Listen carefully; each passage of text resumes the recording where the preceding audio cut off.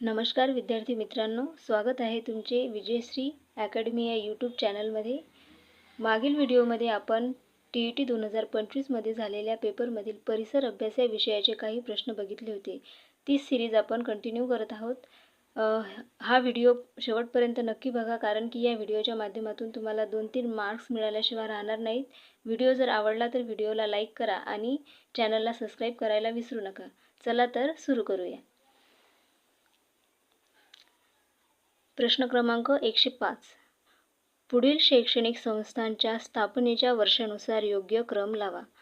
यामध्ये आपल्याला वेगवेगळ्या शैक्षणिक संस्था दिलेल्या आहेत आणि त्यांचा आपल्याला त्यांच्या स्थापनेच्या वर्षानुसार क्रम लावायचा आहे।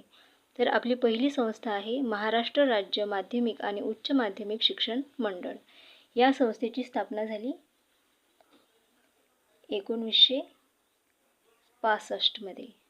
त्यानंतर महाराष्ट्र कला संचालनालय या संस्थेची स्थापना झाली 1965 मध्ये। नंतर आहे महाराष्ट्र राज्य शैक्षणिक संशोधन व प्रशिक्षण परिषद। या संस्थेची स्थापना झाली 1984 मध्ये। आणि शेवटचा आहे महाराष्ट्र राज्य पाठ्यपुस्तक निर्मिती व अभ्यासक्रम संशोधन मंडळ। या संस्थेची स्थापना झाली 1967 मध्ये। तर बघा, महाराष्ट्र राज्य माध्यमिक व उच्च माध्यमिक शिक्षण मंडळ आणि महाराष्ट्र कला संचालनालय हे 1965 मध्ये स्थापन झालेल्या संस्था आहेत। त्यानंतर 1967 मध्ये महाराष्ट्र राज्य पाठ्यपुस्तक निर्मिती व अभ्यासक्रम संशोधन मंडळ या संस्थेची स्थापना झाली आणि त्यांच्यानंतर महाराष्ट्र राज्य शैक्षणिक संशोधन व प्रशिक्षण परिषद या संस्थेची स्थापना झाली। तर पर्यायामध्ये आपल्याला दिलेले आहेत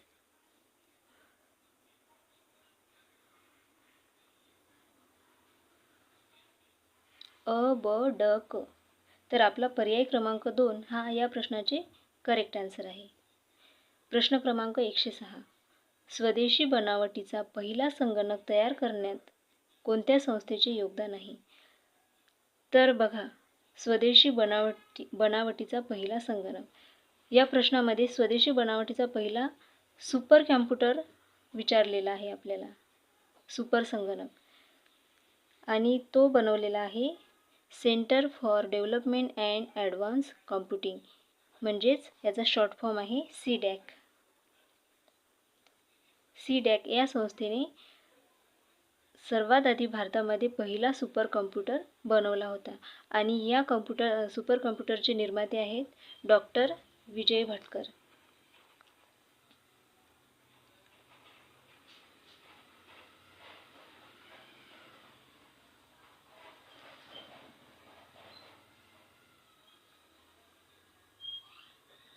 डॉक्टर विजय भटकर यांच्या मार्गदर्शनाखाली सर्वात प्रथम भारतामध्ये पहिला सुपर संगणक बनवण्यात आला।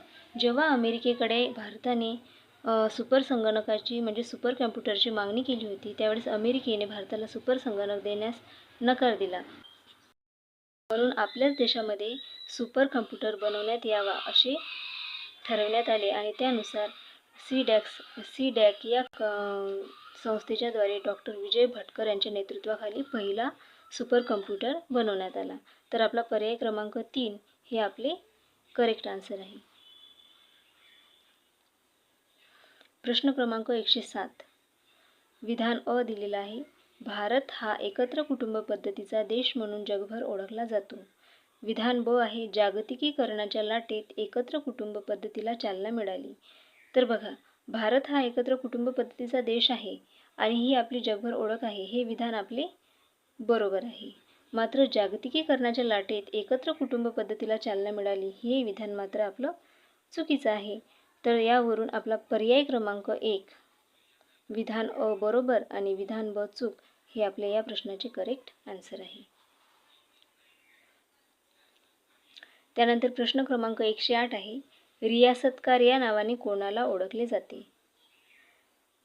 तर बघा, जदुनाथ सरकार, गोविंद सरदेसाई, सुरेंद्रनाथ सेन आणि त्र्यंबक शंकर शेजवलकर। हे जे चारही लेखकांचे नावं दिलेले आहेत, हे चारही इतिहासकार आहेत आणि यांनी वेगवेगळे भरपूर इतिहासाचा भरपूर अभ्यास करून वेगवेगळे लिखाण करून ठेवलेले आहे। तर रियासतकार या नावाने गोविंद सखाराम सरदेसाई यांना ओळखले जाते. रियासतकार या नावाने गोविंद सखाराम सरदेसाई यांना ओळखले जाते. त्यांनी मराठ्यांची रियासत हे पुस्तक लिहिले. मराठा रियासत यामध्ये त्यांनी मराठ्यांचा इतिहास लिहून ठेवलेला आहे मित्रांनो. त्यानंतर त्यांनी आणखी काही ग्रंथसंग्रह लिहून ठेवलेले आहेत. तर ते बघा, त्यांची नावे आहेत मुसलमानी रियासत, ब्रिटिश रियासत, न्यू हिस्ट्री ऑफ मराठाज ही सुद्धा त्यांचीच पुस्तके आहेत. आणि त्यानंतर त्यांनी हे जे सर्व ग्रंथ लिहून ठेवलेले आहेत, या ग्रंथांमध्ये मराठ्यांचा इतिहास, त्यानंतर मराठ्यांचा इतिहास लिहिलेला आहे, त्यानंतर ब्रिटिशांचा इतिहास लिहिलेला आहे आणि त्यामधून भारतातील मराठी सत्तेचे वर्णन त्यांनी केलेले आहे. त्यानंतर आता आपल्याला जदुनाथ सरकार, सुरेंद्रनाथ सेन आणि त्र्यंबक शंकर शेजवलकर यांची सुद्धा हे सुद्धा नावे महत्त्वाची आहेत. यांनी सुद्धा इतिहासाचा अभ्यास करून भरपूर लिखाण करून ठेवलेलं आहे. त्यापैकी जदुनाथ सरकार यांनी लिहिलेलं आहे शिवाजी अँड हिज टाइम्स. त्यानंतर दुसरा ग्रंथ आहे त्यांचा हिस्ट्री ऑफ औरंगजेब. त्यानंतर तिसरा ग्रंथ आहे fall of the Mughal empire. चौथा ग्रंथ आहे मुघल ॲडमिनिस्ट्रेशन आणि पाचवा ग्रंथ आहे मिलिटरी हिस्ट्री ऑफ इंडिया. अशा प्रकारे यांनी ग्रंथ लिहून ठेवलेले आहेत. त्यानंतरचे लेखक आहेत सुरेंद्रनाथ सेन यांनी सुद्धा भरपूर लिखाण करून ठेवलेलं आहे इतिहासावर. ते सुद्धा एक इतिहासकार होते. त्यांची आहे administrative system of the Marathas, त्यानंतर military system of Marathas, foreign biographies of Shivaji 1857 इत्यादी ग्रंथ त्यांनी इतिहासावर लिहून ठेवलेले आहेत. आणि त्यानंतर आहेत त्र्यंबक शंकर शेजवलकर यांनी लिहिलेलं आहे पानिपत 1761. त्यानंतर शिवचरित्र साहित्य. त्यानंतर नाना फडणवीस. चौथा आहे सिलेक्टेड हिस्टॉरिकल एसे. अशा प्रकारचे लिखाण त्र्यंबक शंकर शेजवलकर यांनी सुद्धा लिहून ठेवलेलं आहे. तर तुम्हाला या प्रश्नाचं उत्तर समजलंच असेल. गोविंद सखाराम सरदेसाई यांना रियासतकार या नावाने ओळखले जाते. त्यानंतर प्रश्न क्रमांक 109 आहे योग्य जोड्या जुळवा. यामध्ये अ गटात राज्य दिलेली आहेत आणि ब गटामध्ये त्यांचे नृत्य प्रकार दिलेले आहेत. तर महाराष्ट्र राज्यामध्ये लावणी हा नृत्य प्रकार प्रसिद्ध आहे. त्यानंतर आंध्र प्रदेशमध्ये कुचिपुडी हा नृत्य प्रकार प्रसिद्ध आहे. त्यानंतर केरळमध्ये मोहिनी अट्टम हा नृत्य प्रकार प्रसिद्ध आहे आणि तमिळनाडूमध्ये भरतनाट्यम हा नृत्य प्रकार प्रसिद्ध आहे. तर आपण बघूया पर्यायामध्ये 3, 1, 4 आणि 2. पर्याय क्रमांक 2 हे आपल्या प्रश्नाचे करेक्ट आन्सर आहे. मित्रांनो बघा, पेपरमध्ये नुसतं यावेळेस हे 4 राज्य दिले. पुढच्या पेपरमध्ये आणखी याच राज्याशी संबंधित नृत्य प्रकार विचारू शकतात किंवा दुसऱ्या राज्यांशी संबंधित सुद्धा नृत्य प्रकार विचारू शकतात. तर तुम्हाला विविध राज्यांमध्ये प्रसिद्ध असलेले नृत्य प्रकार माहिती असणे आवश्यक आहे. त्यासाठी तुम्हाला पुढे चार्ट दिलेला आहे. त्या चार्टचे तुम्ही स्क्रीनशॉट काढून घ्या किंवा एखाद्या वहीमध्ये लिहून घ्या, जेणेकरून तुम्हाला पुढील परीक्षेच्या वेळेस हे कामात येतील.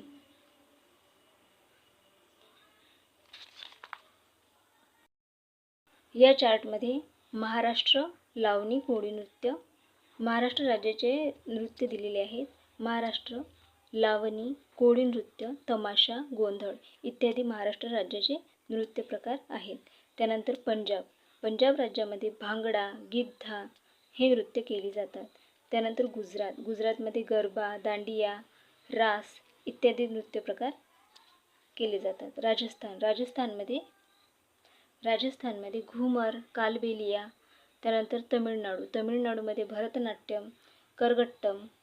केरळमध्ये कथकली, मोहिनी अट्टम. पश्चिम बंगालमध्ये शाऊ आणि बाऊल नृत्य. आसाममध्ये बिहू आणि सत्रिया नृत्य. ओडिशामध्ये ओडिसी आणि गोतीपुवा नृत्य. उत्तर प्रदेशमध्ये कथकली आणि रासलीला इत्यादी नृत्य केले जातात. तर हा चार्ट तुम्ही तुमच्या वहीमध्ये लिहून घ्या, जेणेकरून तुम्हाला सर्व नृत्य प्रकार माहीत राहतील आणि पाठसुद्धा राहतील. त्यानंतर पुढील प्रश्न आहे, खालील विधाने अभ्यासा. त्या काळातील आहेत. कोणत्या काळाचं वर्णन या वाक्यांमधून केलेलं आहे हे आपल्याला सांगायचे आहे.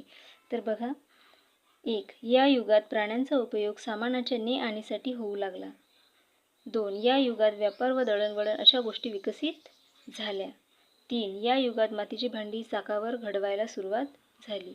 हे कोणत्या युगाचे वर्णन आहे? तर हे नवाश्म युगाचे वर्णन आहे आणि पर्याय क्रमांक 3 हे आपल्या प्रश्नाचे करेक्ट आन्सर आहे. पुढील प्रश्न आहे, पुढील विधाने वाचा.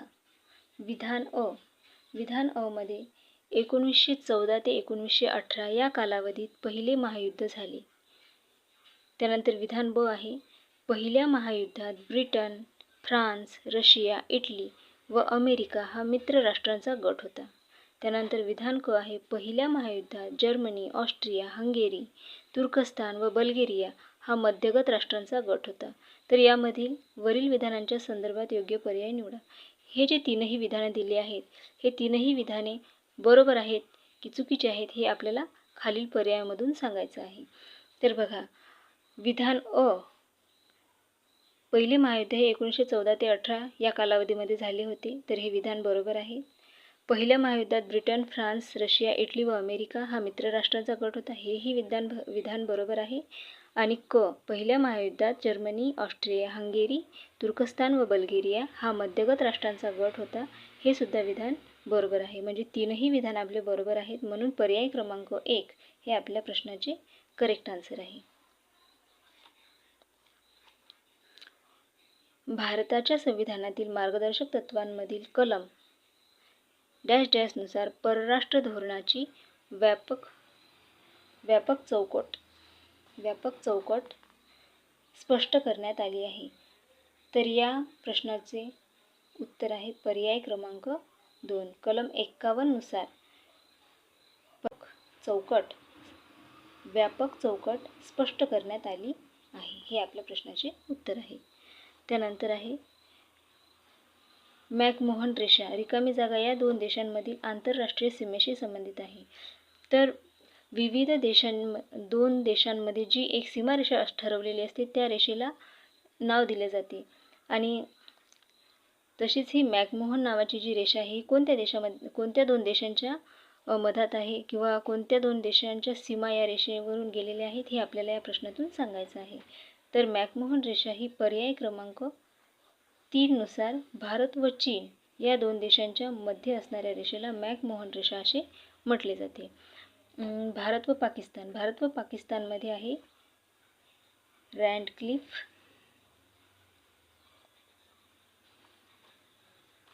रेषा. त्यानंतर भारत व अफगाणिस्तान यांच्यामध्ये असणाऱ्या रेषेला म्हणतात ड्युरांड रेषा.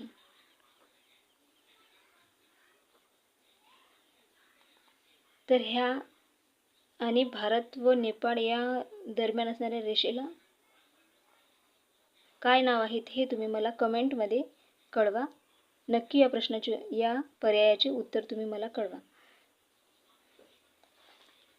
त्यानंतर आपल्याला या ज्या तीन पर्यायामध्ये दिलेल्या रेषा आहेत ह्या तर महत्त्वाच्या आहेतच. आणखी काही देशांच्या सीमारेषा आहेत, त्यांची नावे सुद्धा मी तुम्हाला सांगते, ते तुम्ही नोट करून घ्या. जर्मनी व पोलंड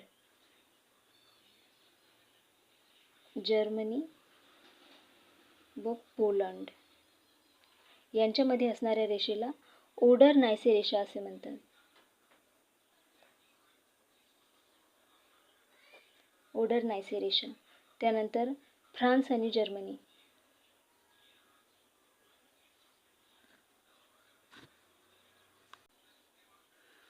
जर्मनी व पोलंड यांच्यामध्ये असणाऱ्या रेषेला ओडर-नायसे रेषा असे म्हटले जाते. त्यानंतर फ्रान्स आणि जर्मनी,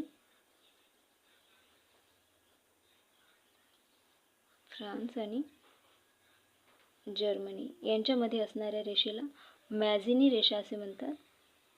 मॅजिनी रेषा. त्यानंतर उत्तर कोरिया व दक्षिण कोरिया, उत्तर कोरिया, दक्षिण कोरिया यांच्यामध्ये असणाऱ्या रेषेला 38वी समांतर रेषा असे म्हणतात.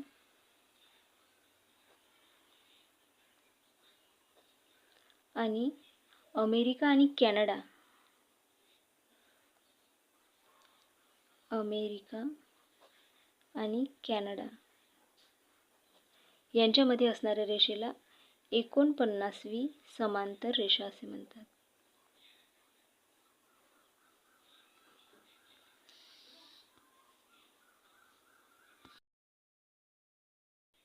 तर अशा प्रकारे आपण विविध देशांच्या सीमांची ओळख करून घेतली.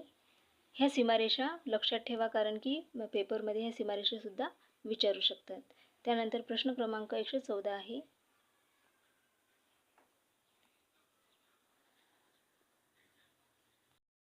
नंतर प्रश्न क्रमांक 114 आहे. भारतीय संविधानाच्या कलम 324 नुसार डॅश डॅश या स्वायत्त यंत्रणेची निर्मिती केली. तर कलम 324 नुसार पर्याय क्रमांक 2 निवडणूक आयोग या स्वायत्त संस्थेची निर्मिती केली गेलेली आहे. त्यानंतर पर्याय क्रमांक 1 आहे सर्वोच्च न्यायालय. सर्वोच्च न्यायालयाची स्थापना करण्यासाठी कलम 124 नुसार सर्वोच्च न्यायालयाची स्थापना करण्यात आलेली आहे. त्यानंतर पुढील प्रश्न बघा. 115 महाराष्ट्रातील जिल्हा परिषदांच्या संदर्भात गटात न बसणारा जिल्हा ओळखा. तर यामध्ये पर्याय दिलेले आहेत. मुंबई उपनगर, पुणे, नाशिक आणि सिंधुदुर्ग. तर पुणे, सिंधुदुर्ग आणि नाशिक या तीनही ठिकाणी जिल्हा परिषद आहेत, मात्र मुंबई उपनगर येथे जिल्हा परिषद नाही. म्हणूनच पर्याय क्रमांक 1 हा गटात न बसणारा जिल्हा आहे आणि तेच आपल्या प्रश्नाचे उत्तर आहे. त्यानंतर 116 क्रमांक आहे. नगर परिषद मुख्याधिकारी, महानगरपालिका क्वेश्चन मार्क. तर नगर परिषदेमध्ये मुख्याधिकारी हे अधिकारी असतात सर्वोच्च आणि महानगरपालिकामध्ये आयुक्त हे सर्वोच्च अधिकारी असतात. त्यामुळे पर्याय क्रमांक 2 हे आपले उत्तर आहे. पुढील प्रश्न आहे. वरील विधाने अभ्यासा. 1. हे संविधान इ.स. 1789 मध्ये अंमलात आले. नंबर 2. या संविधानात केवळ 7 कलमांचा समावेश आहे. नंबर 3. हे संविधान लिखित स्वरूपाचे आहे. वरील विधाने कोणत्या देशाच्या संविधानाच्या संदर्भात आहेत हे आपल्याला सांगायचं आहे. अमेरिका, इंग्लंड, भारत व जर्मनी. तर बघा, आपला पर्याय क्रमांक 1 म्हणजेच अमेरिका या देशाच्या संविधानाच्या संदर्भात हे तीनही वाक्य बरोबर आहेत. त्यानंतर भारत या देशामध्ये लिहिलेले संविधान हे सर्वात मोठे लिखित संविधान आहे. आणि इंग्लंडमध्ये लिखित संविधान नाही.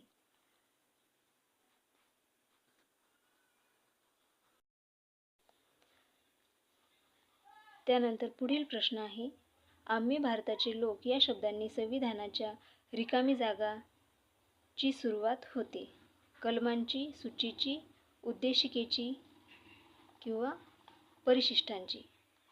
तर आपला पर्याय क्रमांक 3 उद्देशिका. उद्देशिकेची सुरुवात आम्ही भारताचे लोक या शब्दांनी होते. त्यानंतर पुढील प्रश्न आहे. व्यक्तीच्या मूलभूत हक्कांचा भंग झाल्यास न्यायालयाकडे दाद मागता येते. हे रिकामी जागा याचे उदाहरण आहे. तर हे उदाहरण आहे संविधानात्मक उपाययोजनेचा हक्क, कलम 32, ज्या कलमाला डॉक्टर बाबासाहेब आंबेडकर यांनी संविधानाचा आत्मासुद्धा म्हटलेले आहे. तर मित्रांनो, अशा प्रकारे आपण काही TET 2025 मध्ये झालेल्या पेपरमधील काही प्रश्नांचा अभ्यास केलेला आहे. तुम्हाला जर या व्हिडिओमधून महत्त्वपूर्ण माहिती मिळाली असेल तर व्हिडिओला लाईक करा मित्रांनो, आणि तुमच्या जास्तीत जास्त मित्रांपर्यंत शेअर करा आणि चॅनलला सबस्क्राईबसुद्धा करायला विसरू नका.